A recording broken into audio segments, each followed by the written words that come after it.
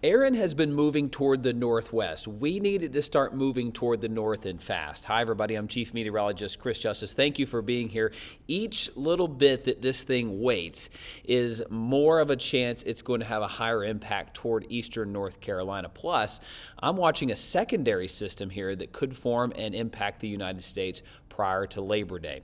Folks, I post multiple videos per day, so if you're new to this channel, please subscribe, like this video, turn on notifications. That's a great way to stay up to date. Also, folks, if you're returning here, please let me know in the comment section where you're watching from. I do enjoy reading where you're at. Folks, we got a lot to unpack here as we are tracking Erin, and a lot to talk about here because Erin is getting wider. Its wind field is growing. That's normal in the life cycle of a tropical system, but you can see how wide and big it is right now. And as we look at the last few frames of this satellite, it looks like at least it's trying to start turning toward the north. We're going to hope so because each little bit that it traverses toward the west, by any degree, it is going to have a higher chance at being closer to the United States. Therefore, the models continue to brush it up closer to the United States, in particular eastern North Carolina. Anybody watching right now in eastern North Carolina? Where are my Florida people at? Anybody in the Bahamas? Can you report back on the waves? Please let me know. Pictures, videos. I'd love to showcase them tomorrow. You can post them in the comment section. You can send them to me. Please do. And let me know that you're safe in the comment section. Because this has been a heck of a storm. All the way back from the Cape Verde Islands where it started some flooding there. This thing is a monster. It is going to grow its wind field. It'll be breezy along the I-95 corridor, but as far as severe impacts, mainly toward the coast of North Carolina. I'll show you specifically where that flooding threat could occur and why the Outer Banks, especially part of the Outer Banks, are evacuating right now with mandatory evacuations. You can see with the latest European model, that swath is a little bit closer to land. Those wind gusts are now up to 70 miles per hour, which is the farther west we've seen the swath, okay? So it is trending west. This is the farthest to the west we've seen it out of our global models, at least in the near term. Early on, kudos to the Euro, kind of had this exact track right there. Let's look closer at the specific models that do tropical systems. You can see this tight core right here. Though the core does not move over Hatteras or the Outer Banks, some of those outer bands do get in there. Now, this is the drier side, so you're not going to get as much flooding rain, but you will get that push, and that push right there is going to be the problem for the Outer Banks. Not to say we can't inland. I'm watching this for all of eastern North Carolina, but really we're concerned about how low and where specifically the Outer Banks are, because on top of this push of water that's going to come in as the east side of the wind comes in, then the northeast side of this right in here comes in right at this time, which will be Wednesday night, Thursday morning. You're going to have that big push of water. On top of that, you're going to have some serious wave heights, which I'll show you in just a moment. But look at this wind core. My word. Even the tropical models are nudging closer. You're not quite to that core, just tear everything down kind of hurricane wind, but you're certainly on the outskirts of some pretty serious stuff here across the Outer Banks, which is why this part of the Outer Banks is under evacuations right now. When we specifically look at that core up toward the mid-Atlantic, it also brought up those winds too. By geography, Georgia and South Carolina, you're a little tucked in, therefore you're a little safer from this type of a track. Unfortunately, the opposite's true for you folks in your geography. In North Carolina, you're a little closer to the core of this. The wave heights are really high with this, folks. You can see they've inched up a little bit here toward the Outer Banks. You're closer to that 25-foot color right there. Wave heights are notoriously hard to forecast. Hands down, I mean, they are, but the modeling has gotten better. So I would not be surprised to see some of these wave heights 20, 25 feet. Now, the core here is showing 60, 70-foot waves. That would be a little hard to imagine. I mean, possible in a major monster like this. But when you're looking at the core of that, that's out to sea. But just shows you the kind of wind energy that this thing's going to have. And folks, here's a stat for you. Today, where the storm sits right now, okay, that's where it was. There were 50 water rescues in coastal North Carolina today. Can you believe that? That just shows you the power of the water and the rip currents already. Imagine when the storm is up here. Wednesday, Thursday, don't even go near the water. It's just not worth it. It is so strong, it just tries to pull you out. Okay, so that's the concern there. And for the Mid-Atlantic, where are you folks at? You're in the house right now from Norfolk up through D.C., up through New England. I mean, we're talking about 30, 40, 45 mile per hour winds. Certainly what you've been there, done there, seen that before. But the concern here is just don't get in the water, through really Thursday, Friday's time frame. It's just not safe. Okay, what about the GFS? The GFS2 has nudged this thing a little closer to the west. Let me refresh it, get to the 18Z. You can see as we roll through, just want to take that pass through. I still think we're safe from a landfall, although it's going to be really close. The new tracks are out. Let's just show you the hurricane-only models right in there. They're fairly in line with where they were. Not a big swing, but I can tell you that the more you let ground zero or the initial point go west-northwest or northwest, the more this curve happens. So the closer it gets to the United States, and that's what we'll have to look out for. Thankfully, the ensembles are all in pretty good agreement here with this eventually curving away, and when it does, it's going to move pretty quickly away. Then we turn our attention to number 2. All right, so this is what could be fair non, okay? That would be the next name system, and the models here are showing we could have that. Probably not in the near term, although it is getting a little bit better organized. Got some more thunderstorms flaring up with it right now. But we're going to have to look out in that time frame of late week. Okay, let's re-rack the models here because I want to show you first the earlier run of the GFS, and then I'll show you the latest run because it's trying to go European-ish. Let's see if it can. So here's Erin going up. You see that low right there? Not forming until we get to Thursday night, Friday's time frame. But we got something to track on the GFS. So again, folks, remember like last week, what are the things I know? I like to focus more on what we know versus what we don't know. What we know right now is something is trying to form around the Lesser Antilles Friday. So there's not a whole lot of time for you folks in the Lesser Antilles. We're in monitor mode right now. Does this thing flare up faster? I don't think so. Is it very strong when it arrives toward the Lesser Antilles? No, at least not right now.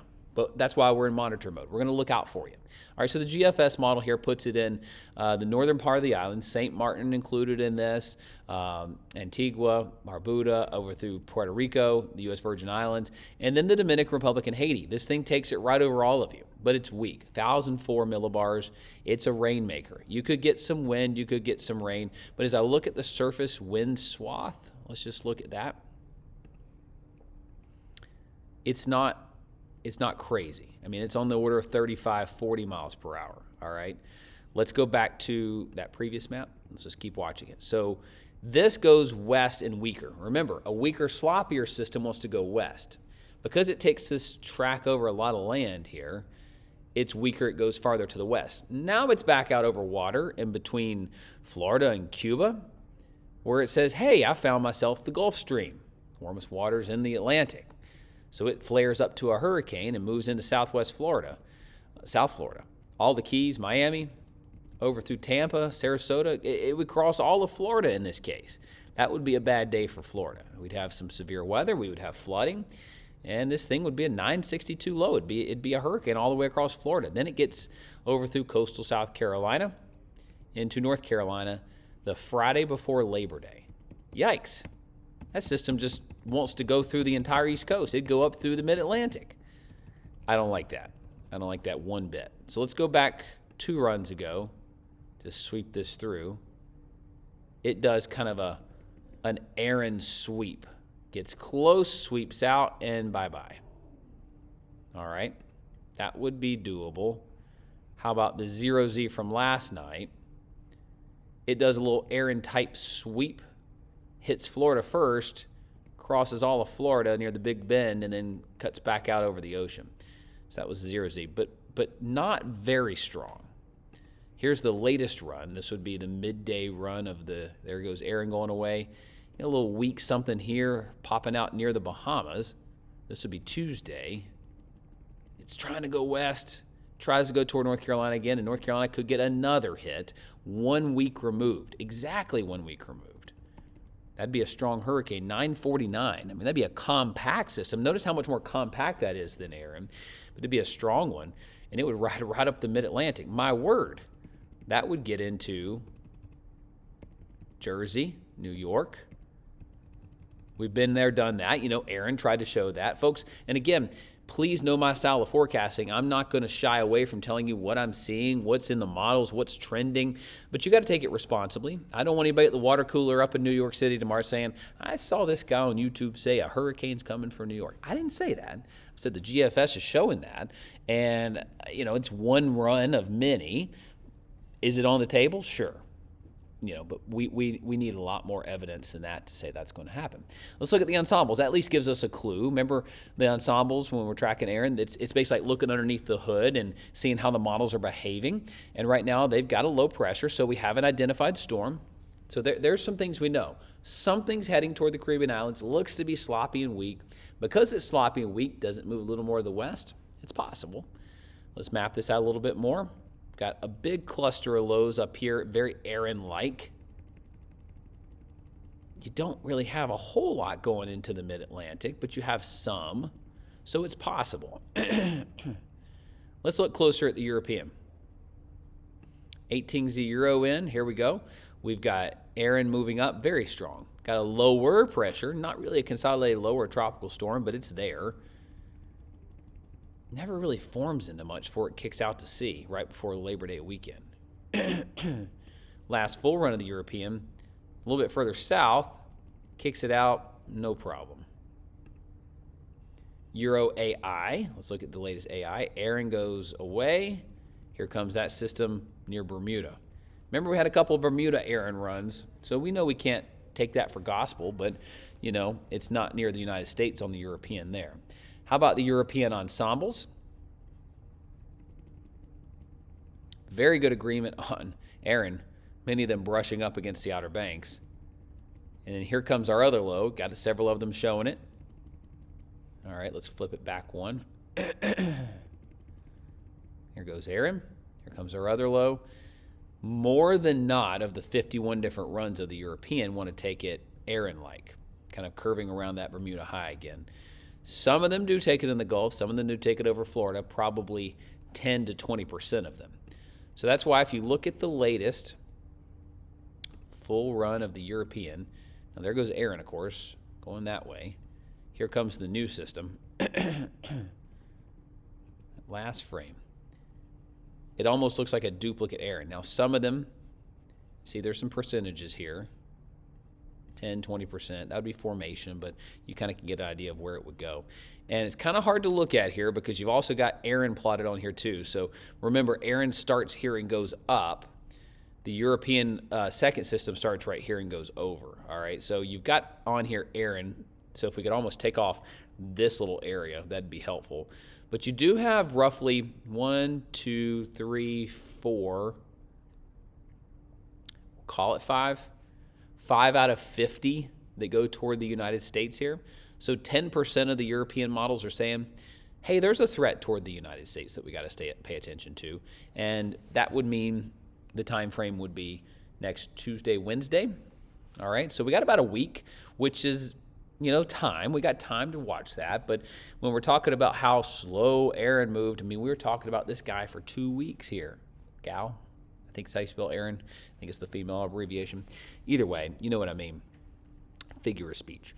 We're watching this system a little bit longer. So Fernan would be kind of on our heels a little bit quicker. So folks, I will keep you posted, that's for sure. If you're new to the channel, please like this video, subscribe to this channel, turn on notifications, and please in the comment section right now, let me know where you're watching from. That helps me forecast. And tomorrow, I'll read your shout outs, I'll read your questions. What's on your mind? What are you concerned about? Because folks, we got to let Erin be watched with very close eyes, because this thing's trying to get a little closer to the United States, and we need to keep an eye on it to make sure that this doesn't get worse for some of you. And I'll stay on top of it for you, so stay tuned.